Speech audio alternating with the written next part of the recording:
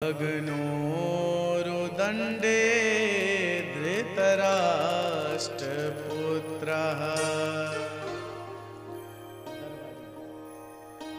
सूत जी महाराज कहते हैं कि हे ऋषियों सुनो, बात उस समय की है जब भीमसेन ने गदा युद्ध में दुर्योधन का जंघा तोड़ दिया था युद्ध करते करते, और दुर्योधन उस गदा युद्ध में अधमरा हो गया। तो भीमसेन उसको छोड़ करके चले आए कि अब तो ये मर ही जाएगा, अब इसे मारने की क्या जरूरत।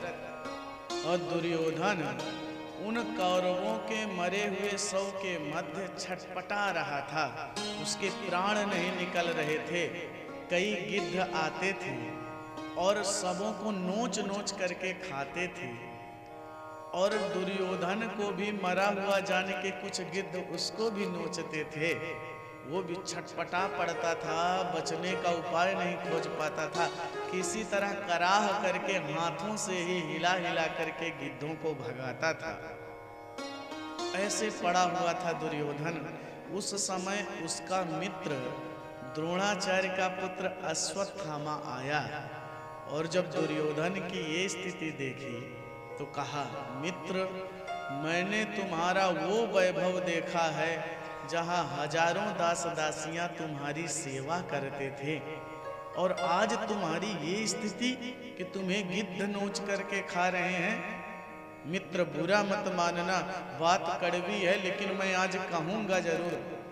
तुमने जितने भी सेनापति बनाए सब तन से तो तुम्हारी ओर थे, परंतु मन से सब पांडवों की ओर थे। सब यही चाहते थे कि पांडव ही विजय को प्राप्त करें, इसलिए मन से कोई तुम्हारी तरफ से लड़ा ही नहीं। दुर्योधन ने कहा, मित्र, अब जो होना था सो हो गया। मुझे दुख इस बात का नहीं है कि मैं मरने वाला हूँ। अरे हम 99 भाई हमारे पहले मर गए, हम 100 भाई थे, 99 मर गए और मैं भी मरने वाला हूँ। मुझे इसका दुख नहीं कि मैं मरने वाला हूँ। अश्वत्थामा ने कहा, इसका दुख नहीं है तो किसका दुख है? दुर्योधन ने कहा, मैं मर जाऊंगा, इसका मुझे दुख नहीं है, परंतु हम 100 भाई थे, कोई नहीं बचे। पांडव 5 भाई थे, परंतु एक पर भी आँच नहीं आई। अरे एक भी मर जाता तो मेरे मन को थोड़ा सा तो सुकून हो जाता। ये होते हैं, देखिए, उत्तम कोटि के दुष्ट। दुर्योधन मर रहा है परंतु चाहता एक भी पांडव मर जाए तो थोड़ा मेरे हृदय को शांति मिल जाए। कुछ ऐसे ही दुष्ट होते भी हैं जो जिंदगी भर लोगों को परेशान करते हैं और मरते मरते भी कष्ट दे जाते हैं। हाँ, एक गांव में एक बहुत दुष्ट व्यक्ति था, इतना दुष्ट था कि अगर कोई उसके घर के सामने से निकलता तो उसको गाली देने लगता, लाठी लेके दौड़ा लेता, कोई उससे बोलता ही नहीं था, इतना वो दुष्ट था। अगर कोई जय सिया राम भी कह दे तो पहले तो जय सिया राम सुनता नहीं था, और सुन ले तो उल्टा सीधा गाली देना शुरू कर दे कि जय सिया राम क्या होता है। हाँ, एक बार हम भी बिहार गए, एक सज्जन को हमने कहा जय सिया राम, तो उन्हें इतना बुरा लगा कि हमें जय सिया राम कह रहे हैं, तो कहे महाराज अपना जय सिया राम अपने पास रखो। तो जब हम वहाँ कथा करें तब पता चला कि यहाँ जब कोई मरता है तो लोग कहते हैं भैया वो तो जय सिया राम हो गए, और हमने उनको जय सिया राम कहा तो उन्हें अच्छा नहीं लगा। तो कुछ लोग ऐसे भी होते हैं जिन्हें भगवान के नाम से ही परेशानी होती है। आप जय सिया राम बोल दीजिए तो वो उसी से पूछने लगेंगे जय सिया राम कौन है। अरे भैया अगर बोलना हो बोलो, ना बोलो तो चुप होके चले जाओ, वो भी चल। तो कुछ लोग फालतू के प्रश्न करने वाले होते हैं जीवन में। एक आदमी सुबह सुबह उठा और पूजन की थाली सजा करके बढ़िया दीपक जला करके मंदिर जा रहा था पूजा करने। तो वो भक्त था, उसके सामने से एक सज्जन आ रहे थे, तो उसके मुंह से निकल गया भैया जय सिया राम। तो बोला इधर आओ, पास गया, बोले जय सिया राम क्या होता है? बोले अरे प्रभु का नाम है। प्रभु का नाम है, ये दीपक कहाँ ले जा रहे हो? अरे जय सीताराम जी की आरती करेंगे। तो पूछे कि ये बताओ इस दीपक में जो लौ है ये लौ कहाँ से आई? अब वो सज्जन समझ गए कि इनसे बाझना मतलब पूजा पाठ में विघ्न है, तो तुरंत फूंक मारे और दीपक बुझा दिए। उन्होंने पूछा, ये बताओ ये दीपक की लौ कहाँ गई? तो सज्जन ने कहा, हमें क्या पता कहाँ चली गई। तो उस भक्त ने कहा, ये कहाँ गई आपको नहीं पता और कहाँ से आई हमें नहीं पता, आप अपने रास्ते जाओ, हम अपने रास्ते जाते हैं। तो ऐसे लोगों से बहस भी नहीं करना चाहिए। तो वो व्यक्ति इतना दुष्ट था कि उससे कोई बोलता नहीं था। अच्छा, एक समय आया कि वो बीमार पड़ा और डॉक्टर ने भी कह दिया कि अब ये 2-3 दिन जिएगा, इससे ज़्यादा जिएगा नहीं, ये मर जाएगा। तो सब गांव वालों ने सोचा कि देखो, इसने भले ही जिंदगी भर हम लोगों को कष्ट दिया, परंतु अब ये मरने वाला है, तो चलो कम से कम हाल समाचार तो ले आए। अरे जो मर ही जाएगा उससे क्या दुश्मनी करना है, अरे मोहल्ले में है, पड़ोस में है, तो चलो मिलाते हैं। तो सभी सज्जन मिलने के लिए गए। तो जैसे उसने गांव के लोगों को देखा तो फपक फपक करके रोने लगा, अरे भैया हमें क्षमा कर दीजिए, हमने जिंदगी भर आपको कष्ट दिया, गाली दिया, दुख दिया, हमारे अपराध को क्षमा कर दे।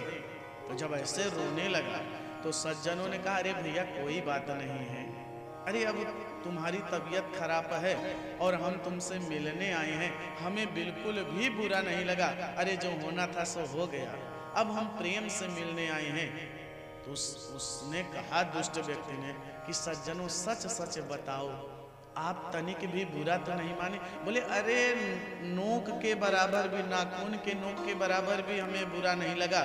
तो उसने कहा कि हे सज्जनों, यदि आप हमारी बात का बुरा नहीं माने तो हमारा एक अंतिम इच्छा है, उसको पूरी कर दीजिए। तो सज्जनों ने कहा, बताओ क्या अंतिम इच्छा है तुम्हारी? तो उसने कहा कि भैया जब मैं मर जाऊं तो मेरे मत्थे पर एक कील बड़ी सी मोटी सी लाना और गाड़ देना। सबने कहा, अरे भैया तुम मर जाओगे, कील क्यों गड़वा रहे हो? तो उसने कहा, हे सज्जनों, हमारी तो अंतिम इच्छा ये है कि जब मैं मर जाऊं तो मेरे आप मत्थे पर एक मोटी सी कील ला के गाड़ देना, ताकि मेरे कर्मों का प्रायश्चित हो पाए। अब सज्जनों ने सोचा कि चलो इसकी अंतिम इच्छा है तो हम लोग पूरी कर देंगे, वैसे भी जिंदा में कौन से गाड़ रहे हैं, जब ये मरेगा तब गाड़ेंगे, तो मुर्दे को दर्द कैसा। तो कुछ दिनों के बाद वो मरा, तो सज्जन उसकी अंतिम इच्छा समझ करके गए और उसके मत्थे पे कील गाड़ दिया। और वो अपने दोस्त से कहा था कि जब ये गांव वाले कील गाड़ दें तो तुम जाना रिपोर्ट कराना। तो जैसे ही गाड़े तो उसका मित्र गया, रिपोर्ट लिखाया, दरोगा साहब दल बल के साथ गाड़ी में आए और चारों तरफ सबके घूमे, देखे मत्थे पे कील गड़ी है। तो पूछा गांव वालों से, ये बताओ ये इसके मत्थे पे कील कौन गाड़ा है? तो सब ने कहा, दरोगा साहब हमने गाड़ा है। क्यों गाड़ा है? अरे इसकी अंतिम इच्छा थी, यही बोला था कि जब मैं मर जाऊं तो हमारी अंतिम इच्छा है हमारे मत्थे पे कील गाड़ देना। तो उसका मित्र बोला, दरोगा साहब ये सब झूठ बोल रहे हैं, अरे हमारे मित्र की ऐसी इच्छा कैसे होगी, अरे ये सब जलते थे उससे, अरे इन्होंने ही कील गाड़ के हमारे मित्र को मार डाला। और दरोगा साहब सभी गांव वालों को पकड़े और पकड़ करके ले गए, जेल में डाल दिए। तब उन सज्जनों ने कहा, हे भगवान, ये जिंदगी भर तो कष्ट दिया ही और मरने के बाद भी हमको जेल में बंद करवा दिया। तो कुछ दुष्ट ऐसे होते हैं जो मरते दम तक व्यक्ति को कष्ट ही देना चाहते हैं। दुर्योधन ने कहा, मित्र मैं मर रहा हूं इसका मुझे कष्ट नहीं है, पर पांडव थे 5 और एक को भी नहीं आई आँच, इसलिए मुझे बड़ा कष्ट है। तब अश्वत्थामा ने कहा, मित्र तुम चिंता मत करो, तुम एक पांडव की बात करते हो, अरे मैं द्रोणाचार्य का पुत्र अश्वत्थामा ये प्रतिज्ञा करता हूँ कि 5 पांडवों का सिर लाके तुम्हारे सामने रखूंगा। दुर्योधन तो प्रसन्न हुआ, बोला, मित्र तो जाओ, मैंने भी तुम्हें बना दिया सेनापति, अभी मैं मरा नहीं हूँ, जाओ अगर कुछ कर सकते हो तो करो। ऐसा कह के अश्वत्थामा तो वापस लौट आया। अब वो सोचने लगा कि मैं भावुकता में ये तो कह दिया कि 5 पांडवों का सिर लाऊंगा, पर सिर काटूंगा कैसे, पांडव तो बड़े बलशाली हैं। तो उसने विचार किया और काक उलूकन न्याय से कार्य करने की सोची। ये काक उलूकन न्याय क्या है शर्मा जी जानते हैं? एक बार की बात है कि उल्लुओं ने रात में कौओं पर धावा बोला, तो जितने कौए थे रात में कौओं को दिखाई नहीं देता, तो सब कौओं को उल्लुओं ने मार डाला और एक कौआ खाली बच गया।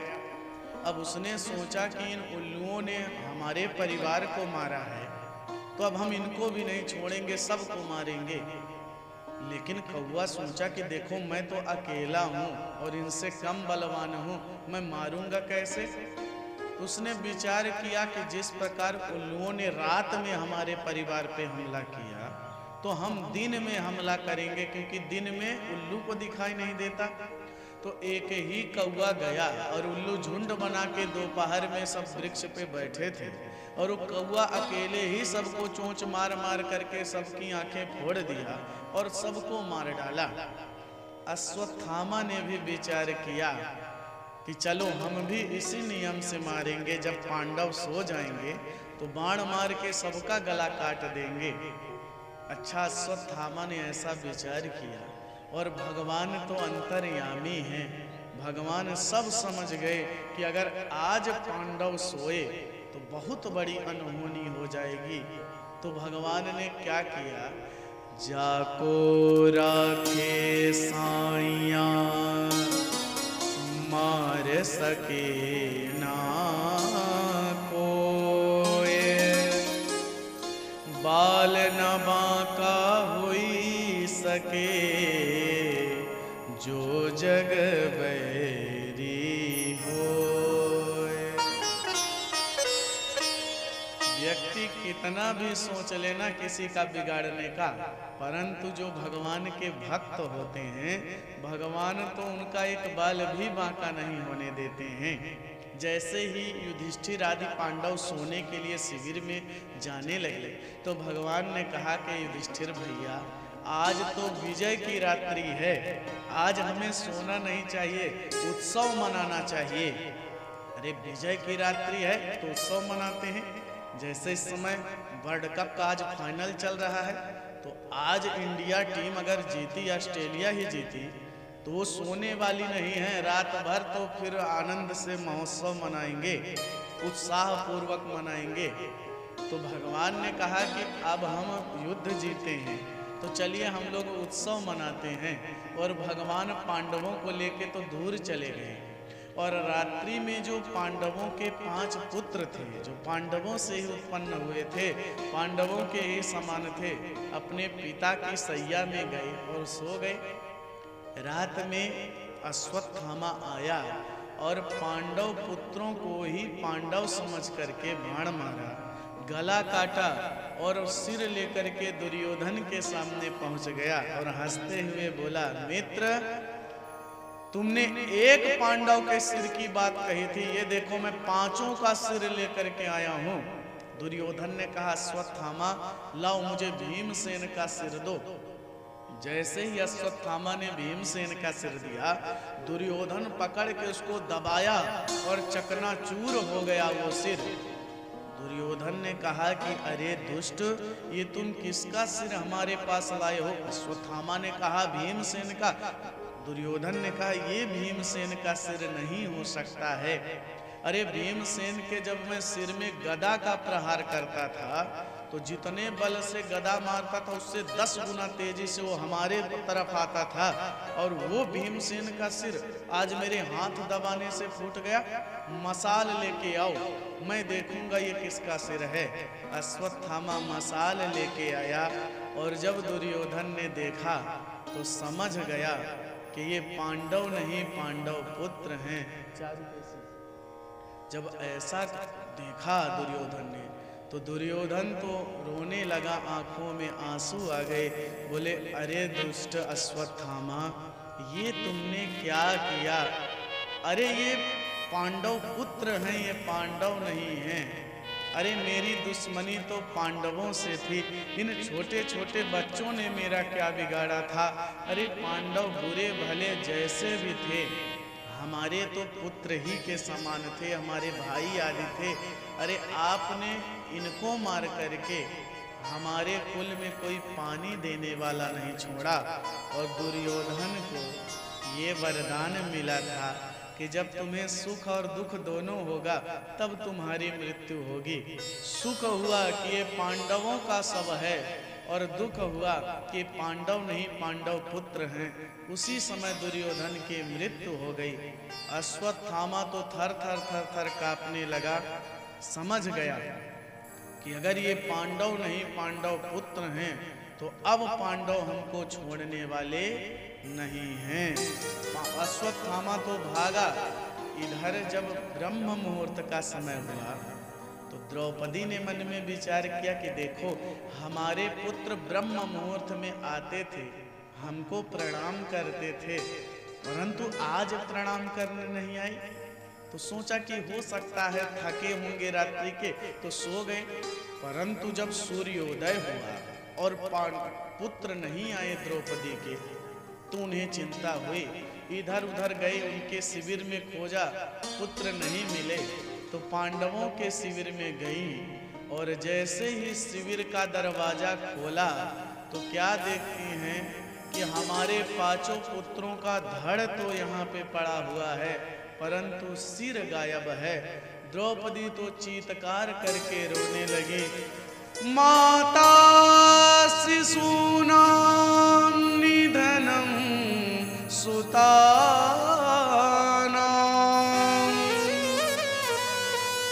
निशम्य घोरं परिताप्यमाना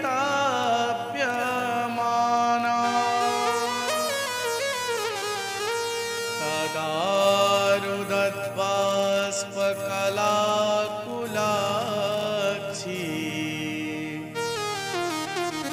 तां सान्त्वयन्नाह किरीटमाली।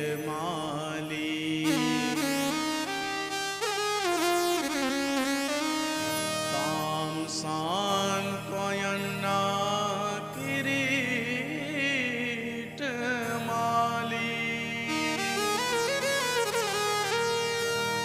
चीत्कार करके द्रौपदी रोने लगी, हे युधिष्ठिर, हे अर्जुन, हे भीमसेन, कहाँ चले गए तुम लोग? हे किरीटमाली भगवान द्वारिकाधीश, आप कहाँ चले गए हो?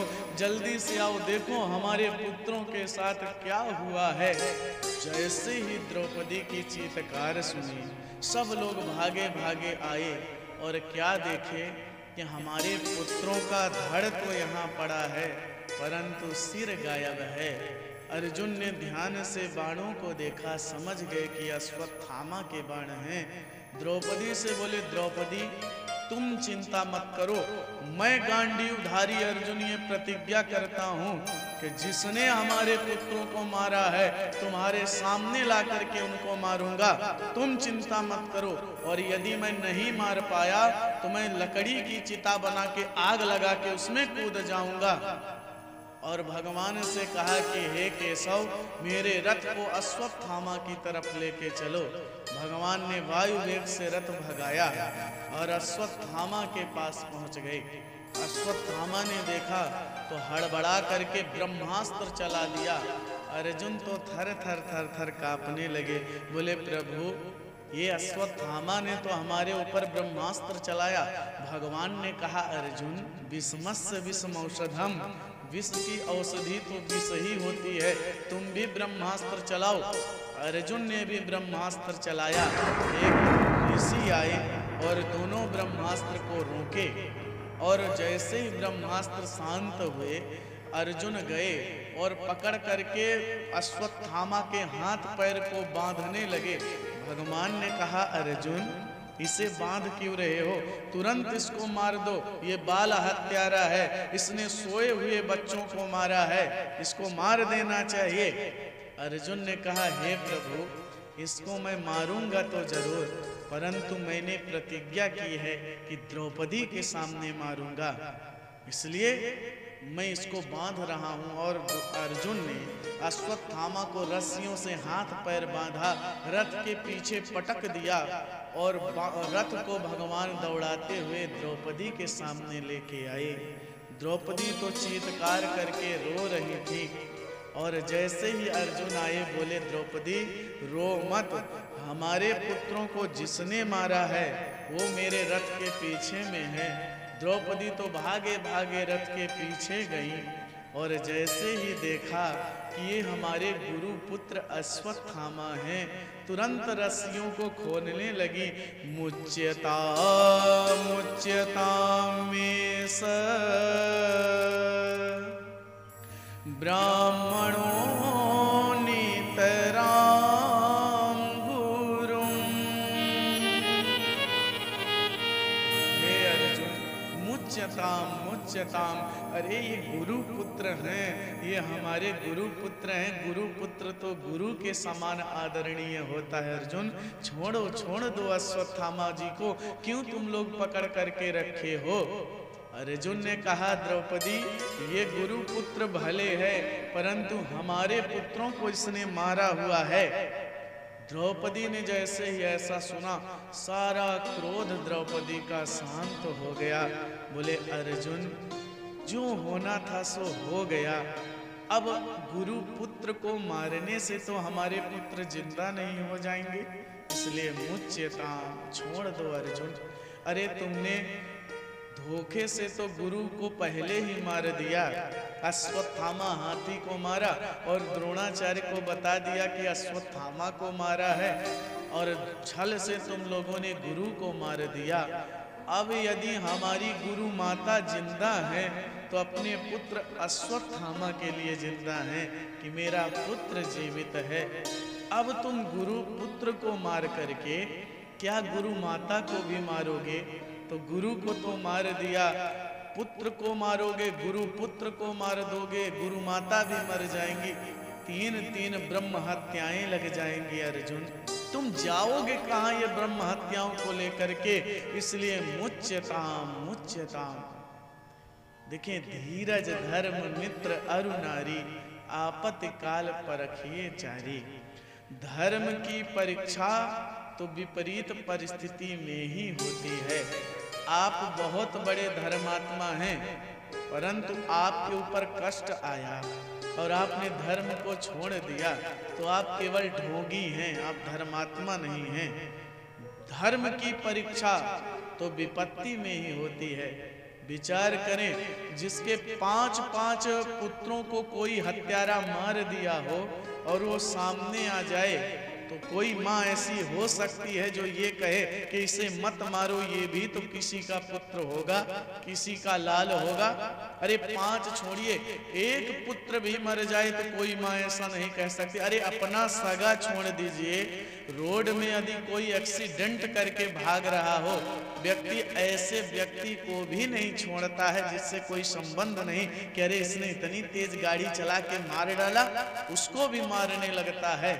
परंतु द्रौपदी कितने धर्म की बात कर रही हैं कि अर्जुन जो होना था सो हो गया।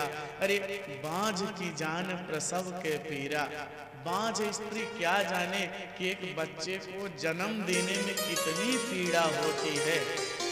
आज मेरे पुत्र मरे हैं तो मुझे ये पता है कि पुत्र के मरने का कितना दुख होता है, कितना कष्ट होता है, और यही दुख मैं अपनी गुरु माता को दूं तो कितना बड़ा गलत काम होगा, अपराध हो जाएगा अर्जुन। इसलिए मुच्यताम छोड़ दो अर्जुन, जो होना था सो हो गया। अब अश्वत्थामा जी को मारने से तो हमारे पुत्र जिंदा नहीं होंगे, इसलिए छोड़ दो। जैसे ही युधिष्ठिर जी ने द्रौपदी के ये वचन सुने तो युधिष्ठिर जी तुरंत द्रौपदी के पक्ष में आ गए। अर्जुन, द्रौपदी जो कह रही है बिल्कुल धर्म संगत बात कर रही है, छोड़ दो। सूत जी भी द्रौपदी के इन वचनों का सम्मान करते हैं और कहते हैं कि हे सौनक जी, द्रौपदी के इन वचनों में 6 विशेषताएं हैं। कौन कौन सी? धर्मं न्यायं सकरुणं न्यर्वलीकं समं महत। द्रौपदी धर्म की बात कर रहे हैं कि अर्जुन जो होना था सो हो गया, छोड़ दो। न्याय की बात कर रही हैं कि इनको मारने से तो हमारे पुत्र जिंदा नहीं हो जाएंगे, इसलिए छोड़ दो। साकारुण्य करुणा है अंदर द्रौपदी के कि पुत्र के मरने का दुख मुझे आज पता चल रहा है। यही दुख मैं अपनी गुरु माता को भी दूं। तो ममत्वता से भरी हुई है द्रौपदी। निर्व्यलीकम, निर्व्यलीक माने निष्कपट, कोई कपटता नहीं है द्रौपदी के वचनों में। धर्म और न्याय की बात कर रही हैं, पक्षपात नहीं कर रही हैं। समम, समत्व में स्थित हैं। इतनी विपत्ति होने पर भी सम बुद्धि में स्थित होके ये कह रही हैं। और महत द्रौपदी के वचनों में श्रेष्ठता है कि अर्जुन ये गुरु पुत्र हैं, और गुरु पुत्र भी तो गुरु के समान ही आदरणीय होते हैं। इसलिए छोड़ दो अर्जुन, मुच्यताम मुच्यताम, छोड़ दो, मत मारो।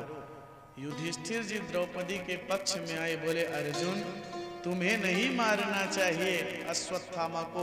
द्रौपदी बिल्कुल सत्य कह रही है, छोड़ दो। अब तो अर्जुन के सामने यह स्थिति उत्पन्न हुई कि मार दिया जाए कि छोड़ दिया जाए। अब क्या करूं? अरे द्रौपदी और युधिष्ठिर भैया कह रहे हैं कि छोड़ दो, और अर्जुन सोच रहे हैं कि अगर मैंने मान भी लिया भैया की बात और छोड़ दिया तो मेरी प्रतिज्ञा का क्या होगा, मुझे मरना पड़ेगा, तो करूं क्या? अच्छा, बहुत विचार किए अर्जुन कि मार दूं कि छोड़ दूं, मार दूं कि छोड़ दूं, परंतु कुछ विचार नहीं कर पाए। तो भगवान द्वारिकाधीश की ओर देखा और भगवान अपना हाथ की उंगली गाल पे रख के कुछ सोच रहे थे।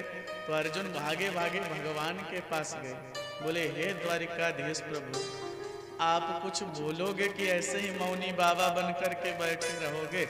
हमारे ऊपर धर्म संकट आया है, मैं क्या करूं? भगवान ने कहा अर्जुन, मैंने तो उसी समय कहा था जब पकड़े थे कि इसको यहीं पे मार दो, तुमने नहीं मारा, हमारी क्या गलती है? तुम्हें ये लगा था द्रौपदी के सामने मारूंगा, भोगो। अर्जुन ने कहा हे प्रभु, कम से कम आप तो विनोद मत करिए, मैं धर्म संकट में हूँ, हमारी रक्षा करिए। तो भगवान ने कहा कि अर्जुन मैं क्या कहूँ? अरे मैं जो कहता हूँ उसको मत करो। तेसाम शास्त्रम प्रमाणन्ते कार्याकार्य व्यवस्थितो, क्या करना चाहिए क्या नहीं करना चाहिए ये शास्त्रों में बिल्कुल लिखा हुआ है। तो शास्त्र जैसा कहते हैं अर्जुन, तुम्हें भी वैसा ही करना चाहिए। अर्जुन ने कहा हे शास्त्री जी, आप ही बता दो शास्त्र क्या कहते हैं। भगवान ने कहा अर्जुन सुनो, शास्त्र कहते हैं आज्ञा भंगो नरेंद्राणाम विप्राणाम मान खंडनम ब्रह्म बंधुर नहंतव्य आतताई बधारणम। अर्जुन, शास्त्र कहते हैं ब्रह्म बंधुर न हंतव्य, ब्राह्मण कैसा भी हो उसे कभी मारना नहीं चाहिए। जैसे ही अर्जुन ने ऐसा सुना तो उनका मुंह लटक गया। तुरंत भगवान ने कहा लेकिन अर्जुन सावधान, आतताई बधारणम, आतताई कोई भी हो उसे छोड़ना भी नहीं चाहिए। आतताई किसे कहते हैं? जो सोए हुए बच्चों को मार दे, खलिहान में आग लगा दे, ऐसे लोगों को आतताई कहा जाता है। इसलिए इनको छोड़ना नहीं चाहिए। जब ऐसा कहा भगवान ने तो बगल में युधिष्ठिर जी खड़े थे, बोले जय हो शास्त्री जी महाराज। ऐसे ही अगर आप लोगों ने न्याय देना प्रारंभ किया तो हो गया देश का बंटाधार। भगवान इशारे से पूछे क्या हुआ युधिष्ठिर भैया? तो युधिष्ठिर जी ने कहा प्रभु अर्जुन पूछ रहे हैं कि मैं क्या करूं, और आपने कहा ब्राह्मण कोई भी हो उसे मारना नहीं चाहिए, और बाल हत्यारा कोई भी हो उसे छोड़ना नहीं चाहिए, तो आपने निर्णय क्या दिया? अरे अश्वत्थामा ब्राह्मण भी है, बाल हत्यारा भी है, तो अर्जुन क्या करें? बात तो वहां की ही रह गई। तब क्या करें? लेकिन विचार करें, भीमसेन और युधिष्ठिर जी तो नहीं समझ पाए, परंतु भगवान ने अर्जुन को गीता का उपदेश दिया है। और गुरु जब पढ़ाते हैं, शिक्षा देते हैं, तो बीच बीच में उसकी परीक्षा भी लेते हैं कि ये शिष्य मेरा कुछ उसका अभ्यास भी कर रहा है, कुछ अनुभव भी किया, कि खाली कोरा कोरा रट्टा मार के सीख रहा है। अन्य को तो समझ में नहीं आई, परंतु अर्जुन के बात समझ में आ गई। ओहो, मैं समझ गया भगवान क्या कहना चाहते हैं। भगवान ने गीता में कहा है, आज्ञा भंगो नरेंद्राणाम विप्राणाम मानखंडनम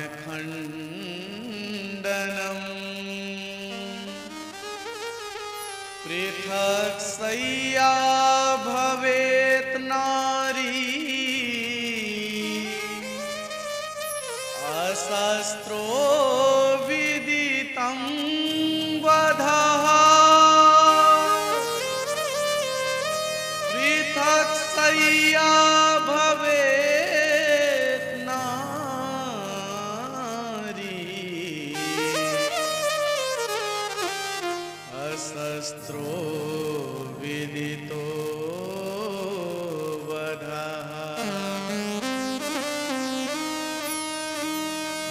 अर्जुन के बात समझ में आ गए कि प्रभु क्या कहना चाहिए। आज्ञा भंगो नरेंद्राणाम, कोई राजा की आज्ञा की अवहेलना कर दे तो उसी समय राजा की मृत्यु हो जाती है।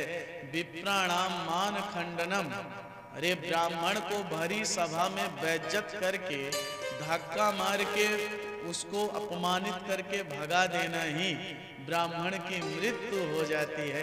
अरे किसी को अस्त्र से मारो तो एक बार में मर जाएगा, लेकिन किसी को अपमानित कर दो तो जितनी बार याद करेगा वो उतनी बार मरता है।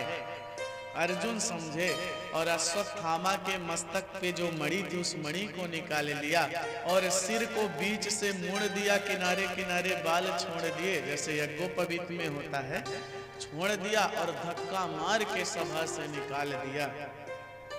अश्वत्थामा ने मन में सोचा कि देखो अर्जुन ने मेरा अपमान किया तो मैं भी अब पांडवों के कुल में कोई जल देने वाला नहीं छोड़ूंगा। सोचने लगा कौन है पांडवों के कुल में, तो ताली बजा के हंसने लगा कि अरे अब पांडवों के कुल में है ही कौन, अरे 5 पुत्र थे उनको तो मैंने पहले ही मार दिया, अब है कौन भला। ध्यान से विचार किया तो सोचा ओहो, जिस समय अर्जुन का पुत्र अभिमन्यु मारा गया था उस समय अभिमन्यु की पत्नी उत्तरा गर्भवती थी। अरे अब तो वो पुत्र को जन्म भी देने वाली होंगी। तो अश्वत्थामा ने उत्तरा के गर्भ में ब्रह्मास्त्र चला दिया। इधर भगवान सबसे मिल करके जा रहे थे द्वारिका की ओर कि देखो पांडवों, अब बहुत दिन हो गया है, अब हमको चलना चाहिए। भगवान को छोड़ने के लिए गांधारी, धृतराष्ट्र, कुंती, उत्तरा, 5 पांडव सब लोग आए थे और आंखों में आंसू भर करके विदा कर रहे थे। कोई चाहता नहीं था कि श्री कृष्ण जी हमें छोड़ करके जाएं, तो भावभीनी आंखों से ही विदाई करने के लिए आए। और भगवान दायां पैर रथ पर रखे ही थे, उसी समय उत्तरा ने देखा कि ये ब्रह्मास्त्र मेरी ओर आ रहा है। तो उत्तरा तो भगवान के चरणों में साष्टांग लेट गई और भगवान से कहीं पाहि पाहि महायोगिन देव देव जगतपते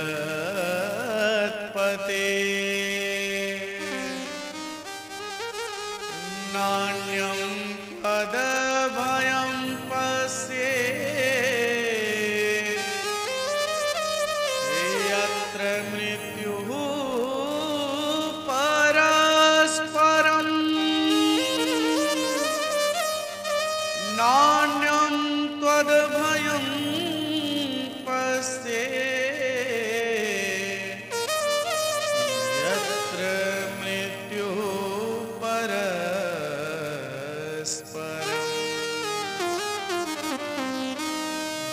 हे महायोगी प्रभु हमारी रक्षा करो। देखिए, द्रौपदी का जब चीरहरण हुआ था तो द्रौपदी ने पांडवों को पुकारा, भीष्म पितामह को पुकारा, धृतराष्ट्र को पुकारा, परंतु उत्तरा के आसपास सब खड़े हैं, उत्तरा ने किसी को नहीं पुकारा। गई सीधे भगवान के चरणों में लेट गई, पाहि पाहि महायोगिन, हे महायोगी प्रभु हमारी रक्षा करो, हमारी रक्षा करो। और भगवान का ये संकल्प है कि अनन्यास चिंतयन्तो माम ये जनाः पर्युपासते तेषां नित्याभियुक्तानां योगक्षेमं वहाम्यहम्। एक बार कोई भगवान की शरण में आ जाए और कह दे हे प्रभु मैं आपका हूँ, तो भगवान उसे समस्त भूतों से अभय प्रदान कर देते हैं। द्रौपदी तो भगवान के चरणों में लेट गई और भगवान की स्तुति करते हुए कहने लगी, हे प्रभु ले लो शरण कन्हैया, दुनिया से हम हैं हारे।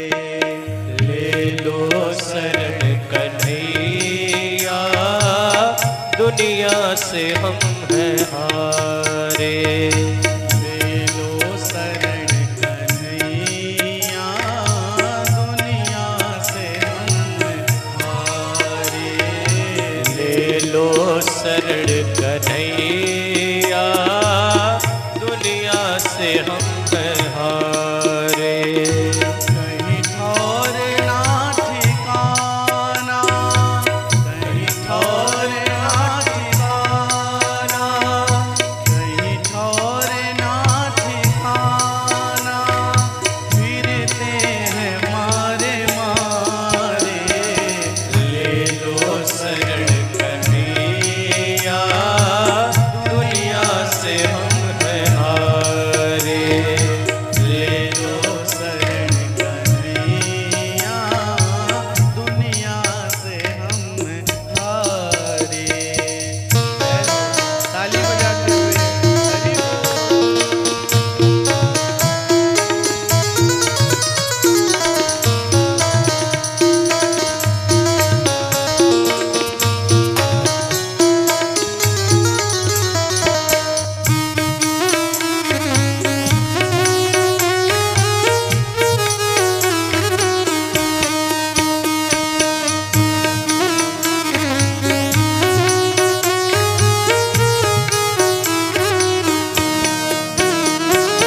गुजरी है जिंदगानी अश्कों को पीते पीते। गुजरी है जिंदगानी अश्कों को पीते पीते। गुजरी है जिंदगानी अश्कों को पीते पीते। गुजरी है जिंदगानी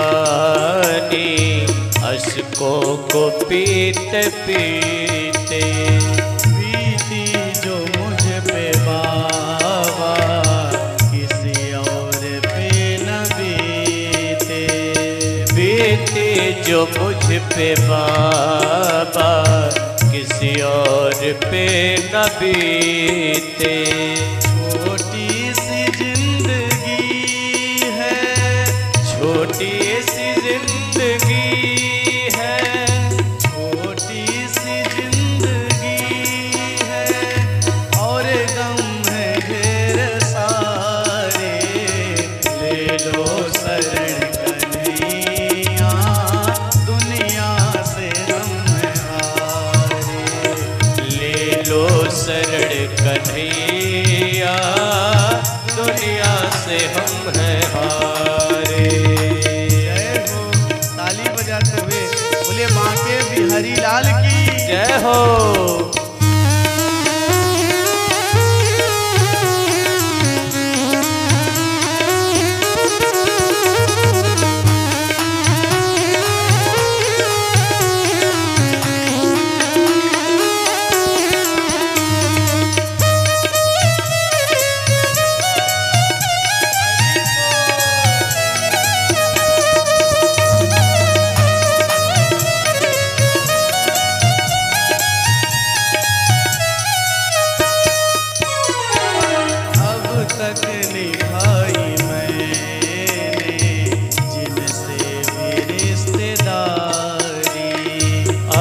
तक निभाई मैंने जिनसे भी रिश्तेदारी, अब तक निभाई मैंने जिनसे भी रिश्तेदारी, अब तक निभाई मैंने जिनसे भी रिश्तेदारी।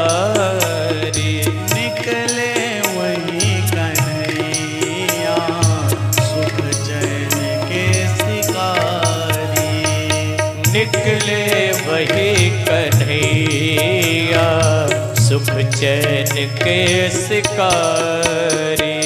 किस पे करें भरोसा, किस पे करे भरोसा, किस पे करें भरोसा, देते हैं सब दगारे। ले लो शरण कन्हैया दुनिया से हम हैं हारे। ले लो शरण कन्हैया दुनिया से हम हैं हारे।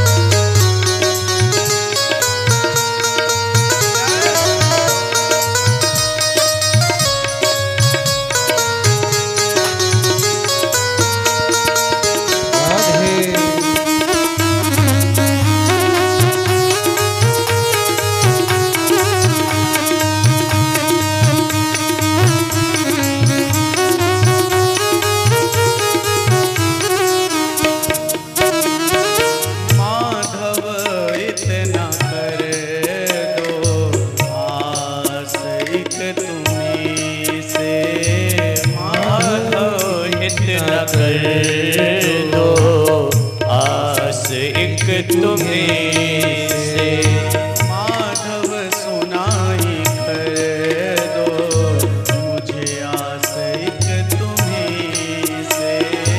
माधव सुनाई कर दो मुझे आस एक तुम्हीं से। वाकिफ हो तुम कन्हैया जीवन की हर कमी से। वाकिफ हो तुम कन्हैया जीवन की हर कमी से। वाकिफ हो तुम कन्हैया जीवन की हर कमी से। वाकिफ हो तुम कन्हैया जीवन की हर कमी से। देते हैं जख्म सारे, देते हैं जख्म सारे, देते हैं जख्म सारे, देते हैं जख्म सारे। मिलती नहीं दवा रे। ले लो शरण कन्हैया दुनिया से हम हैं हारे। ले लो शरण कन्हैया दुनिया से हम हैं हारे। और ना ठिकाना, कहीं और ना ठिकाना, कहीं ठौर ना ठिकाना। फिरते हैं मारे मारे। ले लो शरण कन्हैया दुनिया से हम हैं हारे। ले लो शरण कन्हैया दुनिया से हम हैं हारे। लो शरण कन्हैया दुनिया से हम हैं हारे। ले लो शरण कन्हैया दुनिया से हम हैं हारे। दुनिया से हम हैं हारे। दुनिया से हम हैं हारे। बोलिए भक्त वत्सल भगवान की जय। उत्तरा ने बारंबार भगवान को पुकारा, और जब बारंबार पुकारा तो भगवान सूक्ष्म शरीर धारण करके उत्तरा के गर्भ में गए, और उत्तरा के गर्भगत शिशु की भगवान ने रक्षा की और बाहर निकल करके आए। कुंती माता सब समझ गई कि ये साक्षात प्रभु हैं, और 26 श्लोकों में भगवान की दिव्य स्तुति का गान किया। और भगवान भी द्वारिका गए और अर्जुन छोड़ने के लिए गए, और अर्जुन 7 महीने बाद आए और